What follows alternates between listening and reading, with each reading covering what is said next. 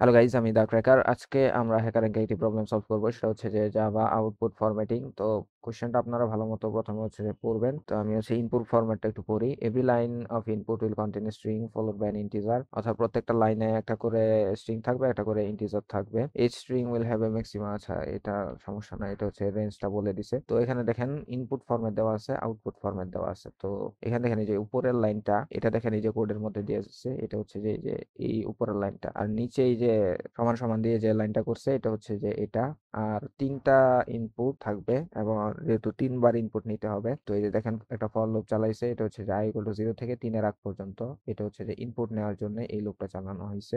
আর এই যে string s1 = sc dot next, এটা দিয়ে হচ্ছে যে স্ট্রিংটা ইনপুট নিছে। আর x=sc ডট হচ্ছে নেক্সট ইন্টিজার, এটা দিয়ে হচ্ছে যে ইন্টিজার সংখ্যাটা ইনপুট হিসেবে নিছে। তো এখন আপনাদেরকে যেটা করতে হবে, ইনপুট ওরা নিয়ে নিছে, আউটপুট ফরম্যাটটাও সাজায় দিছে। এখন জাস্ট আপনাদেরকে এই স্যাম্পল আউটপুটের অনুযায়ী আপনাদেরকে আউটপুটটা প্রিন্ট করতে হবে। তো আউটপুট আপনারা কেমনে প্রিন্ট করবেন এটা একটু বলি। এখানে আগে একটা জিনিস দেখেন, যে এই যে ইন্টিজার সংখ্যাটা ইনপুট হিসেবে নিছে হচ্ছে 3 ডিজিট আছে, 2 ডিজিট আছে। আবার এই দেখেন 65 হচ্ছে 2 ডিজিট, 100 হচ্ছে 3 ডিজিট, কিন্তু প্রিন্ট করার সময় দেখেন সবগুলো হচ্ছে যে 3 ডিজিটের করছে। এই যে 100, 065, 050, অর্থাৎ সবগুলা 3 ডিজিটের হয়ে যাবে। তো আপনাদেরকে হচ্ছে যে ফরম্যাট স্পেসিফায়ার ইউজ করতে হবে। এটার সাথে হচ্ছে যে এটাকে জাস্ট একটু সাজাইতে হবে আর কি। এটা আপনারা সি প্রোগ্রামিং এ যেভাবে করতেন, আউটপুট ফরম্যাটটাকে সাজাইতেন, ওইভাবে সাজাইতে হবে। তো জাভাতে সি প্রোগ্রামের মতোই প্রিন্টএফ ইউজ করা যায়। আসেন আমরা এটা কেমনে করে একটু দেখি।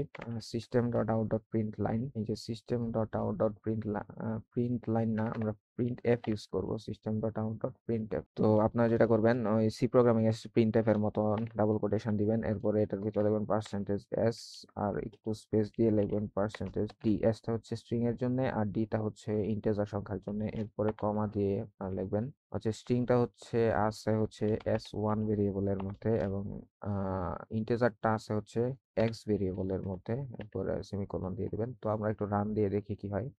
Wrong answer. তো আউটপুটটা কিভাবে আসতেছে একটু দেখি আমরা। আমার আউটপুটটা আসতেছে হচ্ছে এইভাবে। সো এখানে নিউ লাইন প্রিন্ট করতে হবে আগে। সো আমরা এখানে একটা হচ্ছে যে প্রত্যেকটা লাইনের শেষে \n একটা নিউ লাইন দিয়ে দিলাম। এরপরে দেখি আবার কি হয়। এটা এখানে এখন লাইনগুলো ভেঙে ভেঙে আসতেছে আর কি। তো এখানে দেখেন যে 2 ডিজিট করে আসতেছে ইন্টিজারটা। তো ইন্টিজারটাকে আমাদেরকে 3 ডিজিট করে আনতে হবে। তো 3 ডিজিট করে কিভাবে আনে, এই যে %d, এটার আগে আপনি কয় ডিজিটের চান সেটা অনুযায়ী 02 বা 03। যদি 3 ডিজিট চান তাহলে 03 দিয়ে দিবেন, যদি 2 ডিজিট চান তাহলে 02 দিবেন। এইভাবে হচ্ছে যে এটাকে সাজাইতে হয়। তো আমরা 3 ডিজিট চাই, এই জন্য 03 দিলাম। এবারে কোটা রান দিই। এই যে দেখেন আমাদের আউটপুটটা হচ্ছে যে 3 ডিজিটের হয়ে গেছে। আগে 65 ছিল, এখন আগে একটা জিরো আসছে, অর্থাৎ সবগুলা 3 ডিজিট আসছে। এখন যে ঝামেলাটা আছে সেটা হচ্ছে যে এই মাঝখানে স্পেস গুলো আপনাদেরকে দিতে হবে। তো মাঝখানে স্পেস গুলো আপনারা কিভাবে দিবেন এটা একটু দেখি। তো এই মাঝখানে স্পেস গুলাকে যদি আপনারা দিতে চান, তাহলে এটাকে বলা হয় যে লেফট জাস্টিফাই এবং রাইট জাস্টিফাই। তো লেফট বা রাইট জাস্টিফাই করতে হবে, তাহলেই হচ্ছে যে স্পেস গুলা ঠিকঠাক হবে। তো আমরা প্রথমে হচ্ছে যে রাইট জাস্টিফাই করি, অর্থাৎ ডান দিকে আমরা ধরেন 10টা স্পেস দিব। তো এর জন্য হচ্ছে যে %10s, অর্থাৎ এস এর মাঝখানে 10 দিয়ে দিলাম। তো এরপর আমরা রান দিয়ে দেখি কি হয়। তো এই যে দেখেন ডান দিকে হচ্ছে যে স্পেস আসছে আহ 10টা। তো আমরা এরকম চাচ্ছি, আমরা মাঝখানে চাচ্ছি, তাহলে এটাকে আমরা লেফট জাস্টিফাই করব। তাহলে আমরা দিব হচ্ছে আপনার মাইনাস -10s দিয়ে দেখি কি অবস্থা। আসছে, কিন্তু মাঝখানে আরেকটু ফাঁকা, এখানে হচ্ছে যে বেশি, আমার এখানে একটু কম। তাহলে এই ভ্যালুর মানটা একটু বাড়ায় দিতে হবে। তাহলে আমরা এটাকে দিব হচ্ছে 14।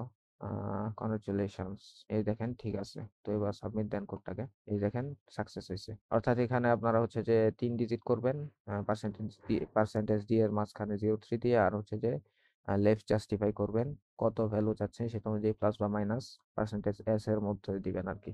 এটাই।